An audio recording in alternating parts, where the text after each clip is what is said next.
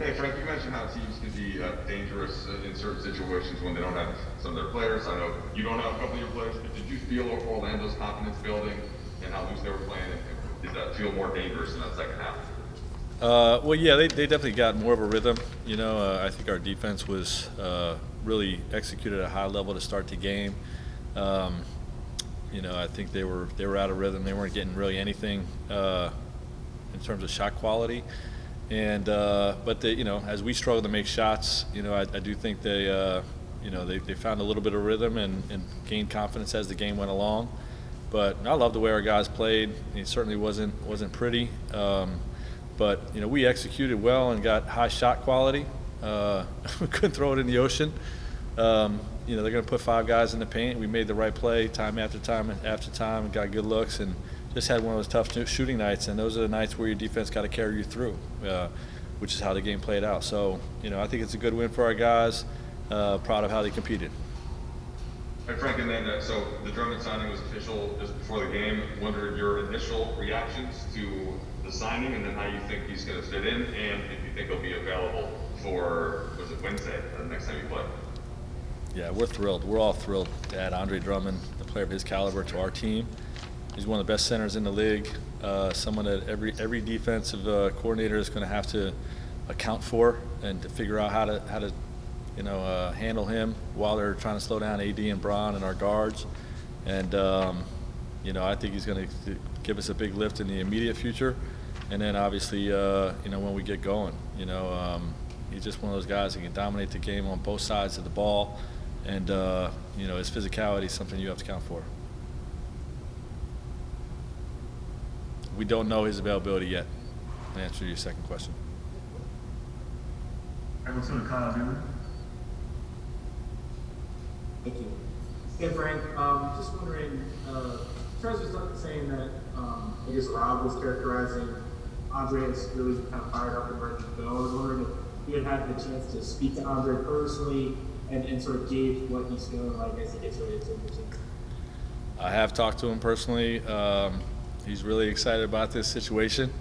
I don't want to go too far into the nature of those private conversations other than to say he's really excited, probably as excited as we are, and I think our team got a lot better. Dave? Hey Frank, Andre hasn't played, I guess, since mid-February. When did he enter into your radar, Lakers management's radar as a potential target? Was it around then when the Cavs kind of put him on the shelf to pursue deals? Were you maybe talking about him even this summer or this fall, this winter going into the season as a potential guy? I guess when did he become a target? Yeah, it's tough to pick a certain point. Obviously when they did what they did in terms of said that they might consider a trade or a buyout. At that point we start talking about him as a potential buyout candidate. But there's a lot of guys that fall into that category that we keep an eye on, and see how things progress. And we knew that as things got closer to the trade deadline, it became more real. I don't know that there was a certain date where we felt like that this was going to happen, other than it just kept getting closer and closer as the buyout season came closer. And Wakey? Hey Frank. How's Wes, first of all? At the end of the game, it looked like he got nicked up a little bit. Yeah, he said he rolled his ankle. I think he stepped on the ref. I have to see the play still. He was frustrated that they rolled his ankle on the last play, but said he'll be okay. I don't have any update other than he rolled his ankle. And you said in the short term that you thought Andre would give you guys a big lift. Is it fair to say, like in the immediate, like offensively, is an area where just having a guy with sort of his proficiencies and like, for instance? For sure. He's one of the most dominant rollers, lob catchers, post players, offensive rebounders in the game, and screeners.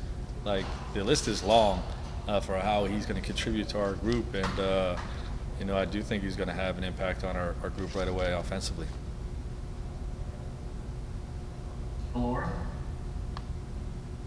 Hey Frank, you said the other night that you were involved in everything pertaining to your guys' roster. How often, I'm assuming you spoke to Andre as part of the process of him making his decision, and I'm curious what, I know you won't go into great detail here, but what kinds of, if you could characterize the conversations you had and maybe what kind of role he was looking for and what kind of role you felt like you could offer him? Private conversations, sold him on what we are competing for, how he fits. I believe in the vision of him fitting alongside with AD and Bron, and not going to really go into much more detail than that. Frank, your answer can't be shorter than my question. Apologize. It could be Belichick up here and give you yes and no's. Hey, it looks like we have time for one more. It's in Jovan. Hey Frank, along kind of similar lines, I think Andre, Mark, and Trez combined to play 74 minutes a game this season, and obviously there's only 48 minutes a night at center spot.